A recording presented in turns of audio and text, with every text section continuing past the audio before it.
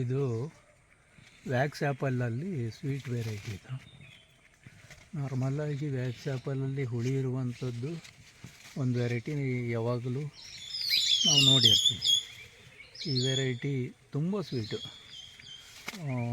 ಏನೂ ಹುಳಿ ಇರಲ್ಲ, ತುಂಬ ಚೆನ್ನಾಗಿರುತ್ತೆ ಮತ್ತು ತುಂಬ ದೊಡ್ಡ ಬಂಚ್ ಬರುತ್ತೆ. ಹೊರಗಡೆಗೆ ಈ ಗಿಡದಿಂದ ಹೊರಗಡೆ ನೋಡಿದ್ರೆ ಇದರೊಳಗಡೆ ಹಣ್ಣಿರೋದು ಹೊರಗಡೆಯಿಂದ ಗೊತ್ತಾಗೋದಿಲ್ಲ.